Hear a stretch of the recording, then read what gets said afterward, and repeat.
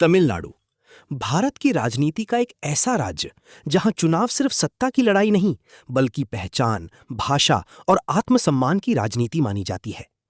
उत्तर भारत में जहां राष्ट्रवाद और हिंदुत्व की राजनीति चर्चा में रहती है, वहीं दक्षिण भारत का ये राज्य हमेशा अपनी अलग राजनीतिक सोच के लिए जाना जाता है।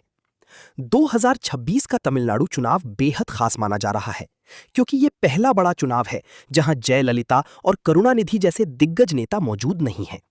अब सवाल है, क्या एमके स्टालिन अपना किला बचा पाएंगे? क्या अभिनेता विजय की एंट्री राजनीति का खेल बदल देगी? और क्या बीजेपी पहली बार तमिलनाडु में मजबूत जमीन बना पाएगी? तमिलनाडु विधानसभा की कुल 234 सीटों पर चुनाव हो रहे हैं। सरकार बनाने के लिए 118 सीटों का बहुमत जरूरी है। तमिलनाडु की राजनीति पिछले 50 सालों से मुख्य रूप से दो दलों के बीच घूमती रही है, डीएमके और एआईएडीएमके। 1967 के बाद से यहां किसी राष्ट्रीय पार्टी यानी कांग्रेस या बीजेपी की सरकार नहीं बनी। यहां की राजनीति तमिल पहचान, हिंदी विरोध और केंद्र बनाम राज्य के मुद्दों के आसपास घूमती रही है। डीएमके यानी द्रविड़ मुनेत्र कड़गम अब तक 6 बार सत्ता में आ चुकी है। करुणानिधि और अब एमके स्टालिन इस पार्टी के सबसे बड़े चेहरे रहे हैं। वहीं एआईएडीएमके यानी ऑल इंडिया अन्ना द्रविड़ मुनेत्र कड़गम भी 6 बार सरकार बना चुकी है। एमजीआर और जयललिता के दौर में एआईएडीएमके ने तमिलनाडु की राजनीति पर लंबा प्रभाव छोड़ा। अगर पिछले चुनाव यानी 2021 विधानसभा चुनाव की बात करें तो डीएमके गठबंधन ने बड़ी जीत हासिल की थी। डीएमके ने अकेले 133 सीटें जीती थीं, जबकि उसके गठबंधन ने 159 सीटों का आंकड़ा पार किया। एआईएडीएमके को करीब 66 सीटें मिली थीं। बीजेपी ने पहली बार 4 सीटें जीतकर राज्य में अपनी छोटी लेकिन अहम मौजूदगी दर्ज कराई थी। इस बार चुनाव में 3 बड़े मुद्दे सबसे ज्यादा चर्चा में रहे। पहला, नीट परीक्षा का विरोध। राज्य के कई लोग इसे तमिल छात्रों के साथ अन्याय मानते हैं। दूसरा, सनातन धर्म और भाषाई पहचान का विवाद।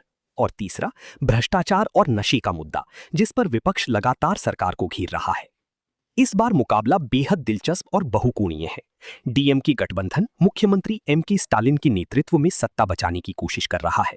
वहीं एआईएडीएमके एडप्पड़ी के पलानीस्वामी के नेतृत्व में वापसी करना चाहती है। बीजेपी अन्नामलाई के चेहरे के साथ राज्य में तीसरी ताकत बनने की कोशिश में है।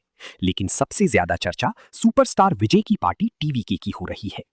विजय की एंट्री ने तमिलनाडु की राजनीति को पूरी तरह बदल दिया है। युवाओं में उनकी जबरदस्त लोकप्रियता देखी जा रही है। राजनीतिक जानकार मानते हैं कि उनकी पार्टी कई सीटों पर असर डाल सकती है और डीएमके एआईएडीएमके दोनों के वोट बैंक में सेंध लगा सकती है। कांग्रेस इस बार डीएमके गठबंधन के मात चुनाव लड़ रही है। विश्लेषकों के अनुसार कांग्रेस का प्रदर्शन अकेले बहुत बड़ा नहीं दिख रहा, लेकिन डीएमके गठबंधन को कुछ सीटों पर उसका पारंपरिक वोट बैंक फायदा पहुंचा सकता है। अब सवाल यह भी है कि क्या पलानीस्वामी फिर से अपना राजनीतिक जलवा दिखा पाएंगे? जयललिता के बाद एआईएडीएमके लगातार कमजोर हुई है, लेकिन पलानीस्वामी ने संगठन को दोबारा खड़ा करने की कोशिश की है।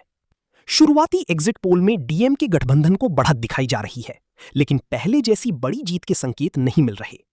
अगर डीएमके को नुकसान होता है तो उसके पीछे सबसे बड़ा कारण सत्ता विरोधी लहर और परिवारवाद के आरोप माने जा रहे हैं। अब सबकी नजर तमिलनाडु के चुनाव नतीजों पर टिकी है।